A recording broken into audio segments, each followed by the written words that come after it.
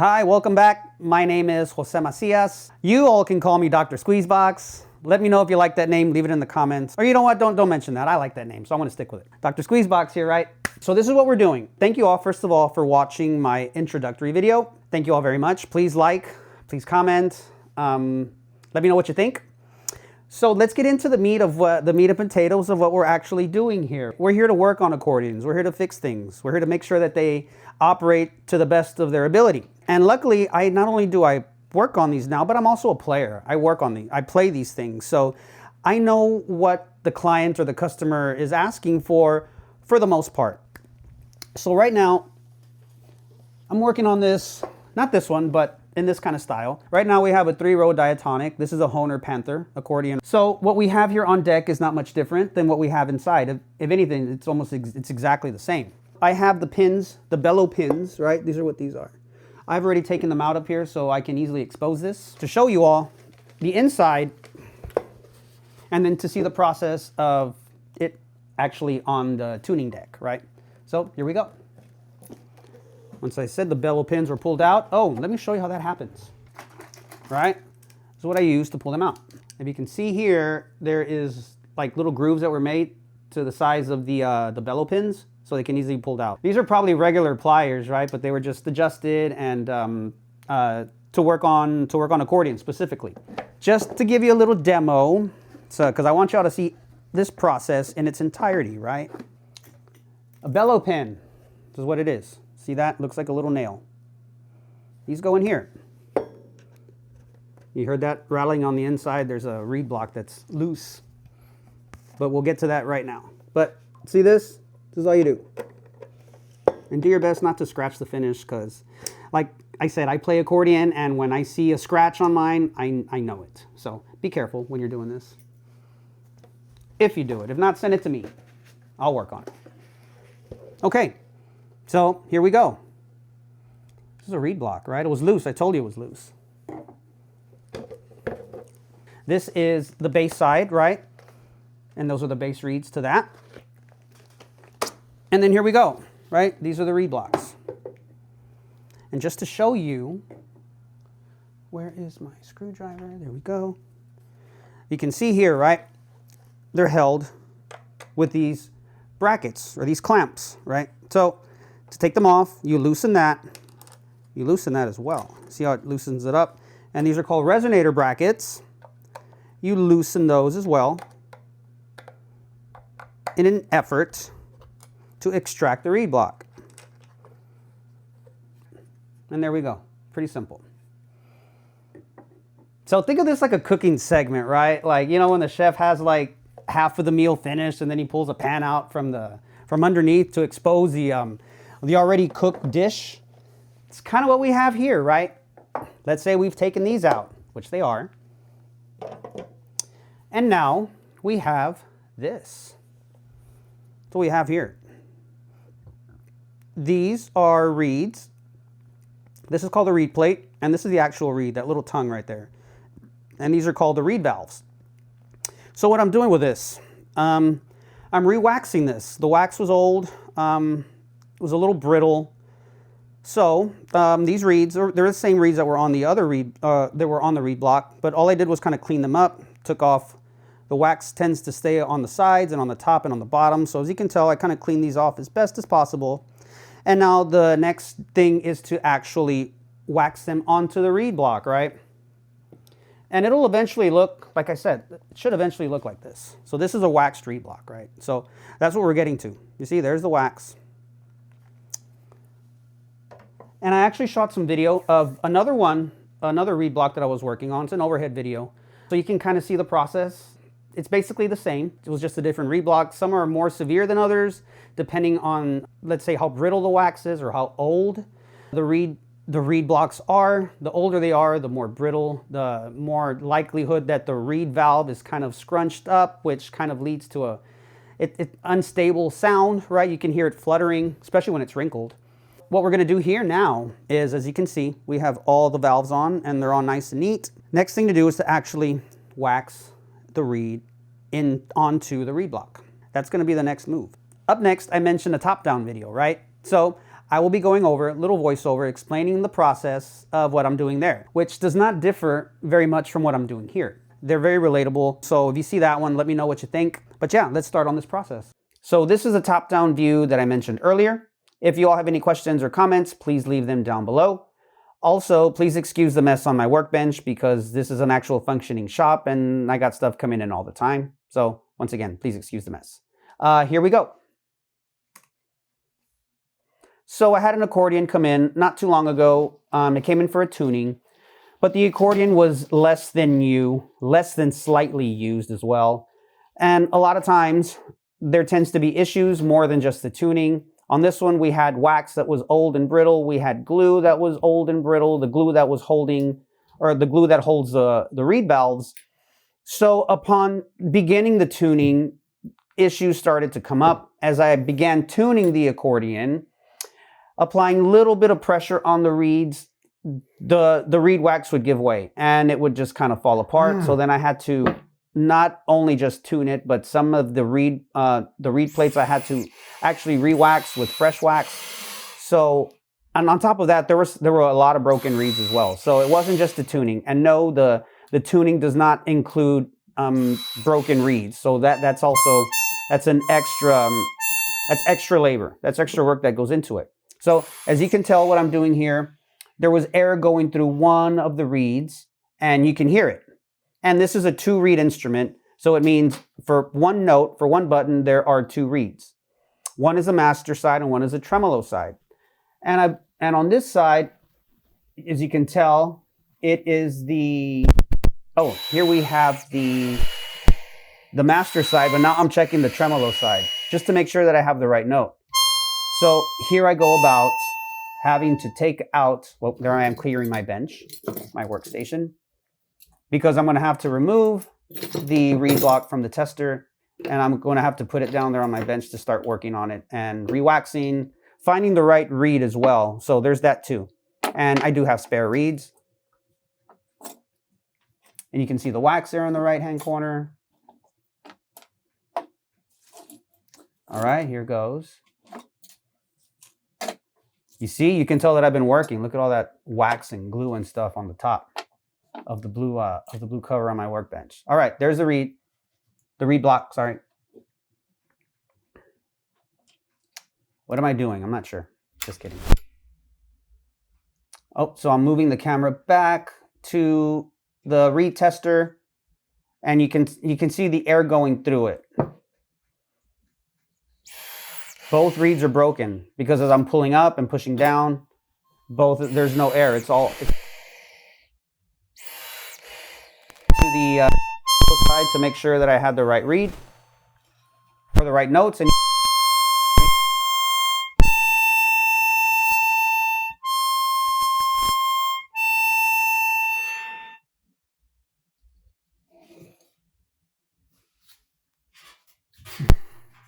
this kind of reminds me of gamers explaining like a video game as they're going through it. So this is my video game. This is fun for me.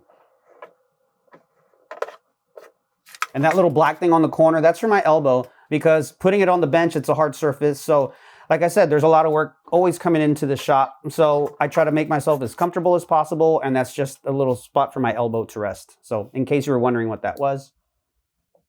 And there I am with the reed. And there, what I have to test a reed by itself, I have an empty reed block. So just to make sure I have the right reed, the right combination of notes, I'm putting it on there, and you can see me scooting over the tuner.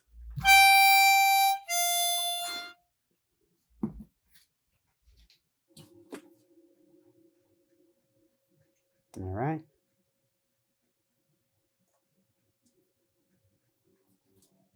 Let's see what we got here. You can see the fresh wax there on the right, that little block.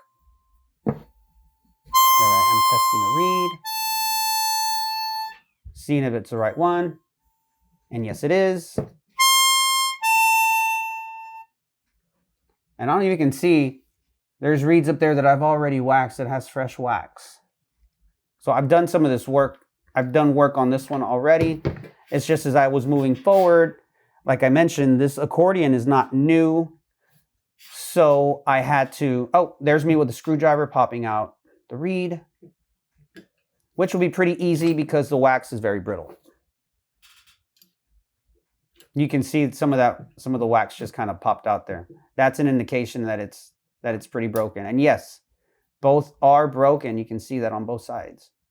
Right there, one side, and right there, the other. So now we have to replace it. We have to clean up that little chamber, everything on the side, to make sure that we don't include a lot of the old wax, because then it looks, if anything, I mean, nobody's going to be looking inside your accordion, but I'm working on it and I will know. So I don't want my mark to be like, oh, this guy uses old wax. No, I do not. I use fresh wax on every reed that I'm rewaxing.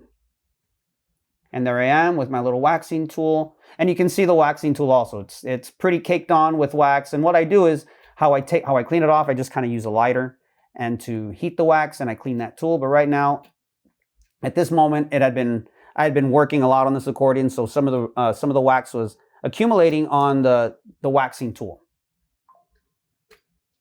And there I am, scraping the top, cleaning it off.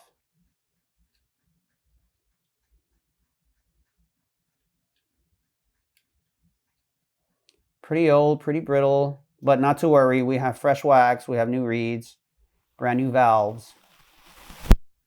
So if you have any issues like this, please give me a call.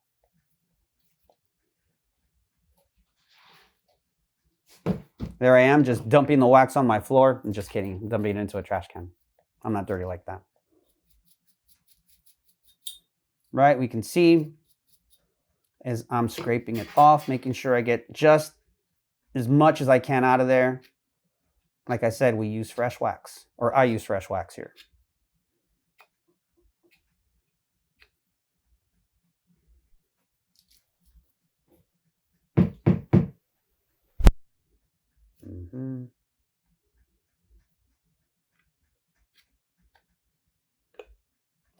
And it might look like a simple process, or at least, all right, you're just kind of scraping it off, but it does take some technique to get the reed right in between both reed plates, because I've seen messes. I've seen some that are really ugly, really unsightly. And like I mentioned earlier, nobody on stage is going to be asking about your reed wax, unless there are other accordion players. But the people who are at the dances or at the clubs or wherever it is you're playing, whatever performance you're doing, they won't notice.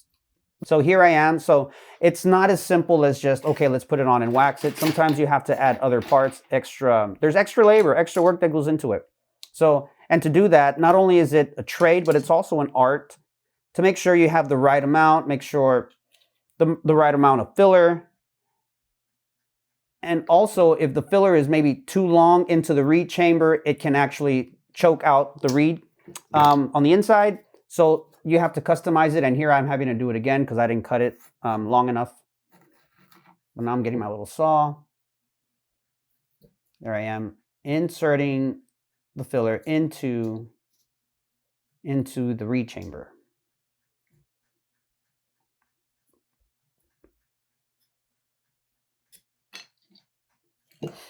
And it happens to be a little too much, so there I am scraping off, fitting it to where it needs to go,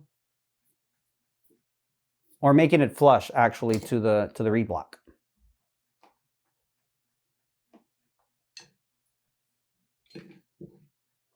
But now also I'm trimming it down so that the reed on the inside, so the valve doesn't get stuck, so the reed tongue vibrates. So yeah, it's a bit of a process. So there, I'm guessing that looks good to me, and it does.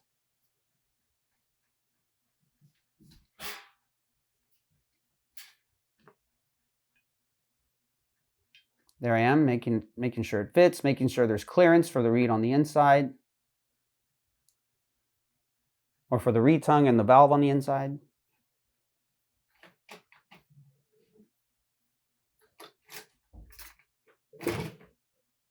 And this accordion, it wasn't a Hohner, it wasn't a Corona 2. Although this does resemble the reed blocks of a Hohner International, but I believe it was another brand. Maybe like a Weltmeister, something like that. but it wasn't a Corona 2. But yet you can still use Horner reeds on this. You can use them. They're interchangeable. But sometimes manufacturer, like I said, there can be variances, even if it's the same note combination.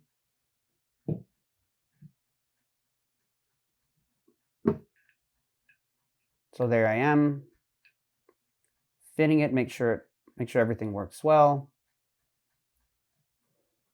And if you can see the reed on the left of the one I'm fixing, the valve has come off. And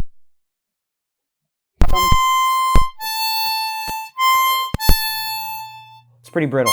But there we go. I just checked both sides and they're working. They're the same. Ooh, that noise, that's when you catch both reeds over the reed tester, and you get both reeds sounding at the same time. So it sounds out of tune, but no, you just have to adjust the reed block a little better on the reed tester. All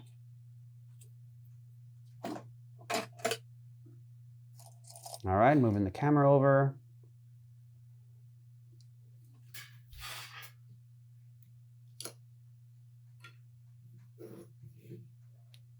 So that little wedge that I have, it's just to prop up the reed block so that I have the proper angle as to which to apply the wax. And there's my heating element.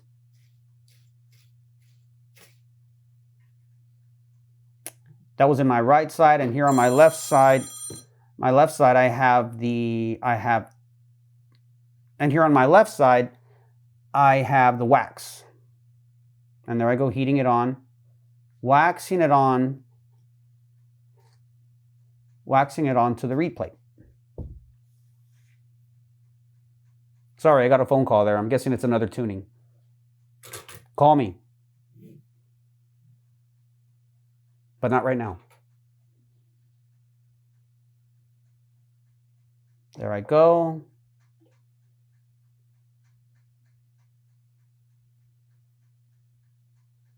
And this is what I was talking about. I mean, it is as simple as putting wax onto a reed block, but you want to have clean work, and you don't want the wax all over the place, because if then you have wax on the reed plate, then that can get onto the reed valve, and then you have to replace the reed valve, and then make sure that there's no residual wax, which even if there's slight a bit of it on there, the valve can still get stuck. So like I said, being as clean as possible, because the wax can be very sticky. And the wax can be sticky comparatively, depends where you get it from, what brand. Italy, Germany.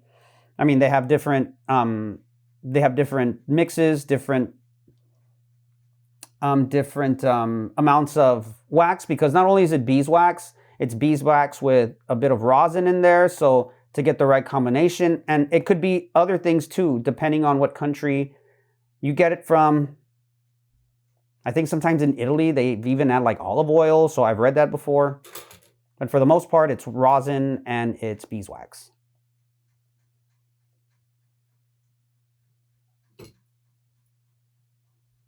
And there I go, kind of cleaning it up, scraping off wax that was on the side.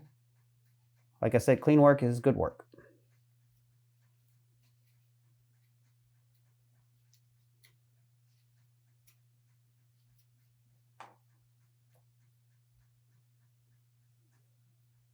And a lot of these tools are kind of handmade. Like if you see there, that's just something that was handmade too.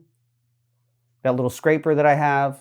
Of course, I'm sure you can buy, like I can use my waxing tools, or the tools that are used for wax moldings and things like that. But sometimes the simple tools are ones you just find around the house, everyday items.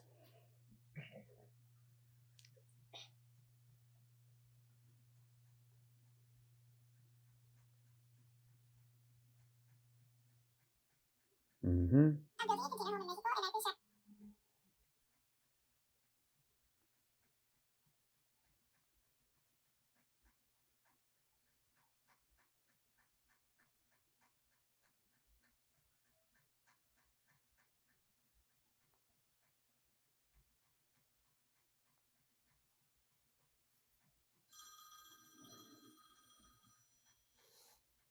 See?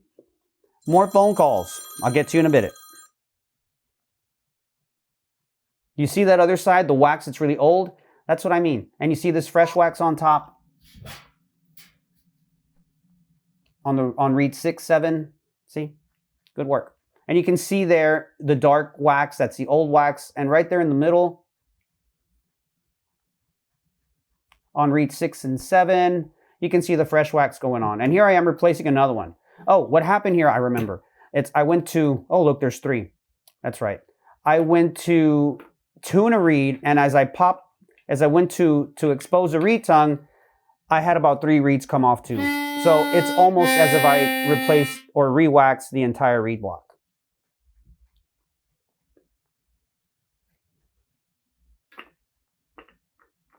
So when you bring in an old accordion or one that's been used, slightly used, let's just say it. If you bring me an old accordion, you might run into these issues. So it's not just a simple tuning.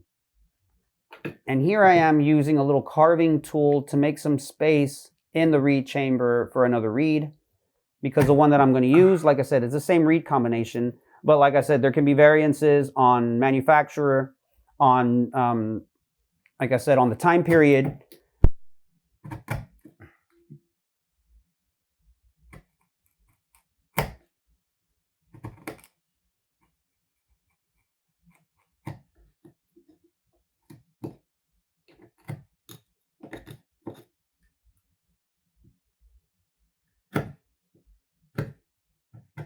Simple little knife or some sort of X-Acto knife, which works too.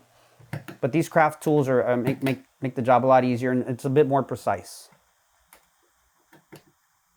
So right there's my little scraper, or my little scratcher, sorry. That little silver thing next to my carving tool.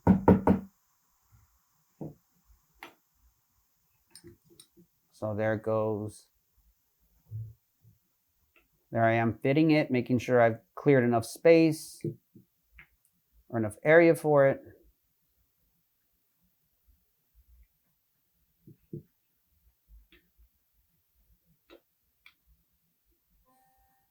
There I am checking the clearance, and we're good to go.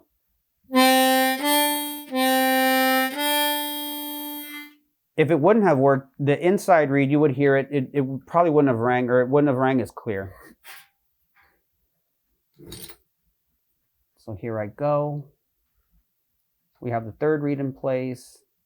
Still no wax though, so that's to come. And there's my little wedge to prop it up.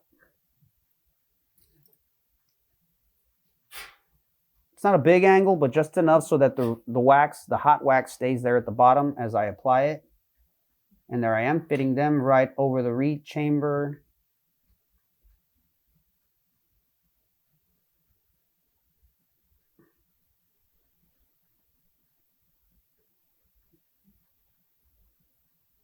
And also on the first, that last one that I applied, it's a brand new valve.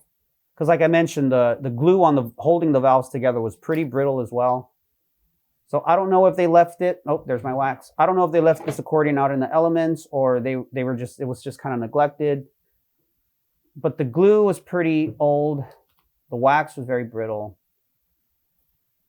So you give me more work when you do not take care of your instruments. But more work is good for me.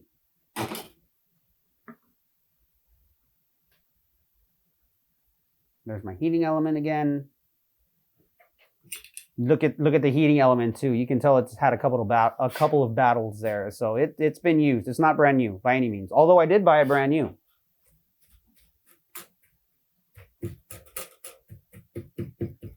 Like I said, it's a working shop.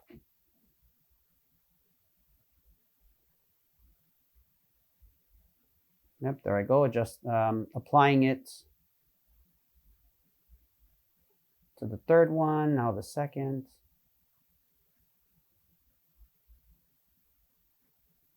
Look how clean my work is. I'm impressed myself. Just kidding.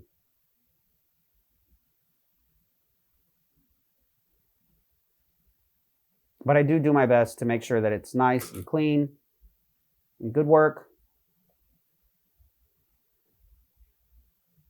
Because like anything else, when something's clean, I think it works better. Maybe that's just the psychological thing. I don't know. But it omits any sort of excuses. Why didn't it work well? Well, there's wax all over the place. No, there's no excuse for that here. Once again, waxing in between the reed plates, making sure it's even there too. In other words, not too much wax at the top or at the bottom or in between. Making sure it's nice and even all the way through.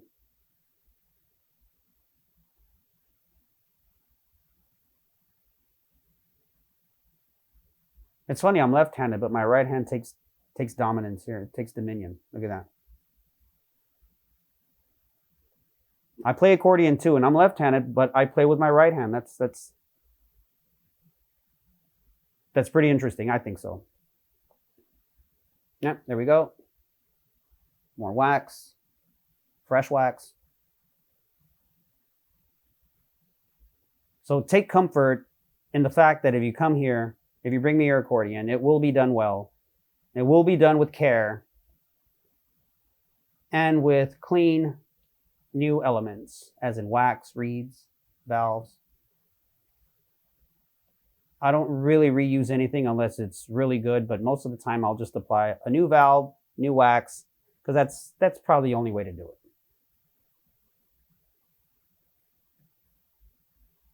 it. Yep, more wax.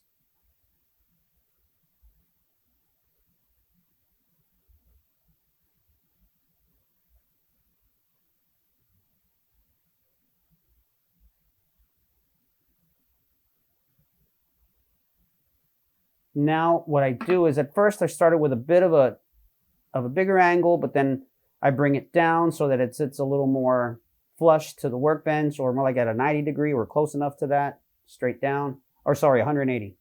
Sorry, I failed geometry. But nonetheless, there you see me applying it, and it's not running all over the place, which is good. The wax, I mean, not me.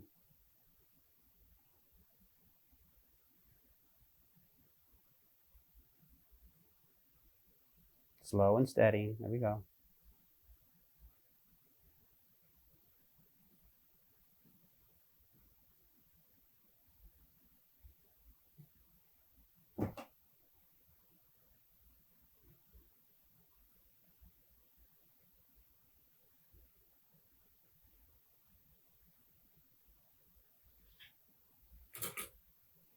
Once again.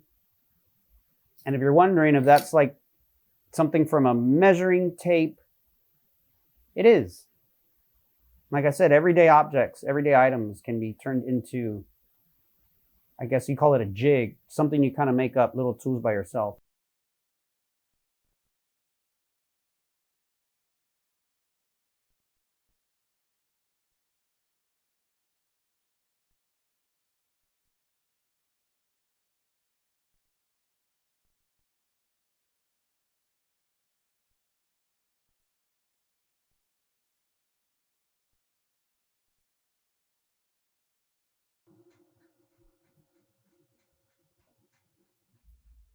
And there I go, just making sure that it's pretty even across, that there's no clumps of wax anywhere. Scraping it off of the top as well. I do my best to take pride in my work, and I do. Yeah. You can see the wax on the top there of the the wax on that little bit of measuring tape. There we go. It looks good to me. Now let's see if they all ring. Yeah. That one does. That one's good too. So was that one. Success.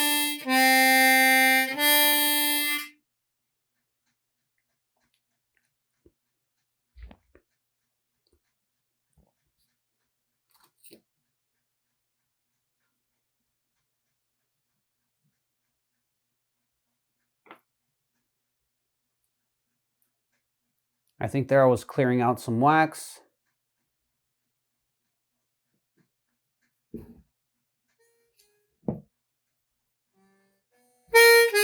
go checking them again. Look at that, looks good to me. What do y'all think? Once again, if you have any comments or questions, leave them down below. All right, so I just want to recap. My sound guy, myself, we're still working out the kinks here. So we're working with some new equipment. So I just wanted to recap once again on the tools that I use. Some of them are waxing tools, some of them are wood carving tools, some of them I bought at local craft shops here in town, some I've ordered online. But either way, oh, and some are tools that you find around the house and you can repurpose them. Little jigs, I think they're called, or jigs. So this one jig I'm just going to show you, this is the one I was using. This is just a tape measure, and you can see that it's been used pretty extensively because this used to all be yellow. But this is something that Gus Escobar made for me, so I want to thank you, Gus, for your knowledge and for the tools that you've set me up with. You've set me up for success, so I want to thank you. And then we're going to go on. This is the one that I used. This is a little wood carving tool. It came in a set, but this is the one that I like because it comes at an angle and it's really, really sharp, almost like a knife on top. And it really does cut the wood very cleanly. So this is what I was using to reshape the reed chamber. So this is another one. And since we are here, these are the ones that I use. And the one in particular, oh, here it is. It's right here. This is my wax carving, my wax tool. So this is what I use as well. So I just want to thank you all, and I'll see you guys next time. I hope the top-down video was informative enough. If you need more information or have any questions on the process, please leave it in the comments below. Or if by some chance you are replicating this process at home, once again, leave comments, leave questions. Let me know what you're working on, what your questions are, or if you have any comments or any insight for me too, because as much as you all are here to learn from me, I'm here to learn from you all as well. This is something that we're creating, dialogue, right? Something new. This is just something that we're starting off on. So I hope to have your support. Please subscribe to my YouTube channel. We have a website coming up. We also have Insta, Facebook.